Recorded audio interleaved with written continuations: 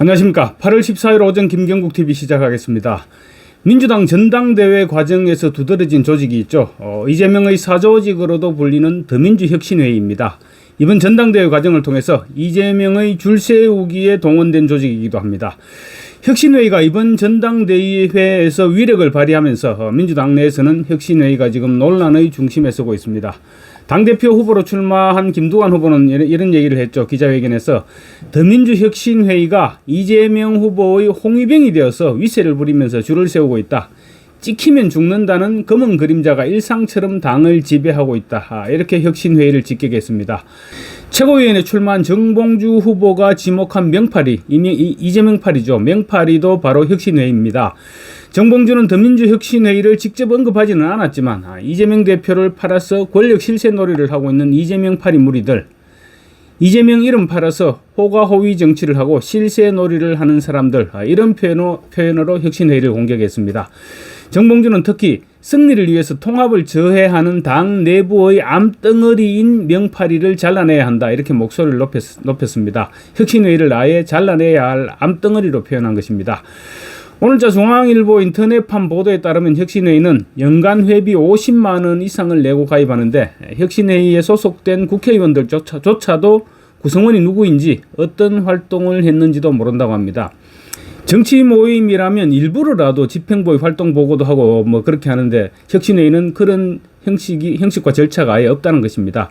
혁신회의는 또 단순한 당내 의원들만의 조직이 아닙니다. 예를 들면 지금은 유명무실해졌지만 원조 친명계인 7인회나 아니면 친명계 이런 계파와도 결이 다르다는 것입니다.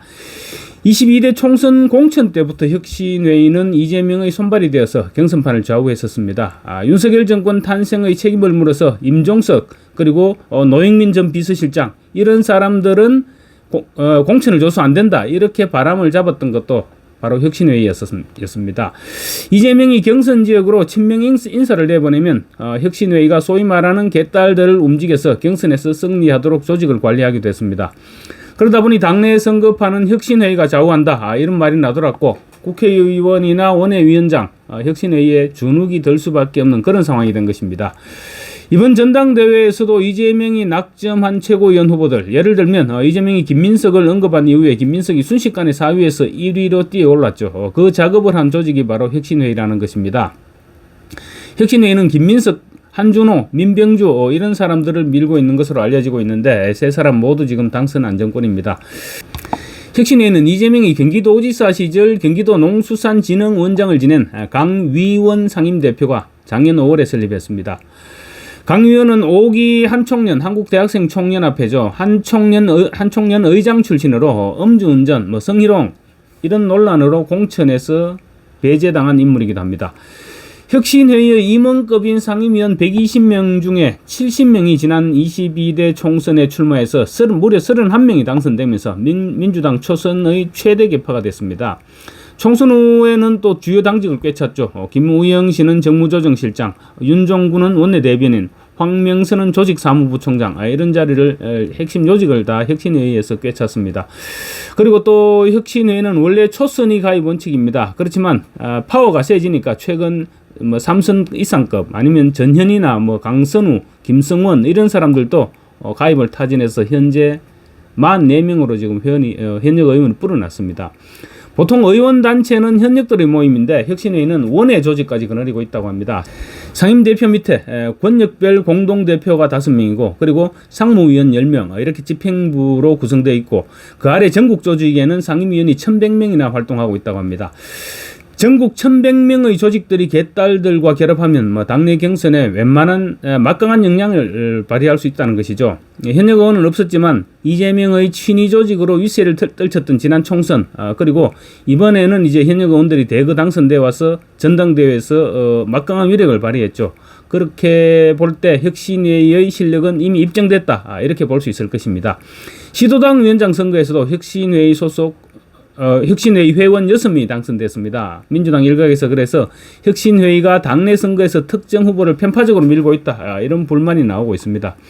더 큰 문제는 혁신회의가 특정 후보를 지원할 때 혁신회의의 총의를 모으는 절차를 거치지 않고 집행부에서 자의적으로 결정한다는 것입니다. 국회의원들로 구성된 모임은 보통 시끄러운 조직입니다. 당내 선거 등에서 지지할 특정 후보를 결정할 때 결정하기가 쉽지 않습니다. 그러다 보니 보통 토론을 거쳐서 지지 후보를 결정하는데 혁신회의는 그런 절차를 거치지 않는다고 합니다. 그러니까 이재명과 가깝다 이렇게 호가호위하는 집행부에서 결정하면 마치 이재명의 뜻인 것처럼 다들 따라간다는 것이죠. 민주당은 이번 전당대회에서 지역별 순회 경선을 하고 있죠. 그 지역별 순회 경선을 하면서 시도당 위원장도 선출하고 있습니다. 그 혁신회의가 시도당 위원장 후보 선거에서 특정 후보를 집단적으로 지금 밀고 있습니다. 경기도당 위원장에 선출된 김성은 의원이나 광주시당 위원장 선거에서 낙선한 강위원 대표 사례가 대표적입니다. 경쟁자 중에 혁신회의 소속도 있었지만 공개적인 논의 없이 공공연히 김 의원과 강 대표를 밀었다고 합니다. 중앙일보는 혁신회의의 회계 투명성 문제도 지적했습니다. 중앙일보가 공개한 혁신회의 2기 가입 신청서에 따르면 상임위원 1명당 연간 회비를 50만 원 이상으로 책정했습니다.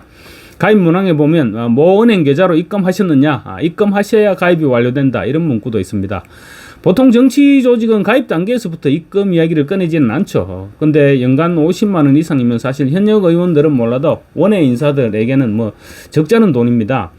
그렇지만 혁신회의가 이재명 친위 조직이고 또 거기에다 지난 총선에서 무려 70명이 출마해서 31명이 당선됐을 정도로 그 정도 파워를 가진 조직이니까 원외 인사들 입장에서는 혁신회의를 동아줄 정도로 튼튼한 동아줄 정도로 생각하기에 충분한 조직이죠.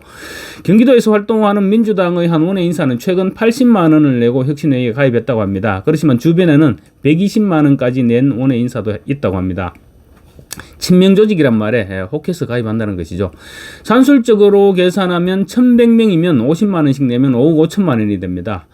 그렇지만 혁신회의 집행부는 회원들에게 홈페이지에 공개하는 등의 공개적인 방법으로 회계 보고를 하지 않았다고 합니다.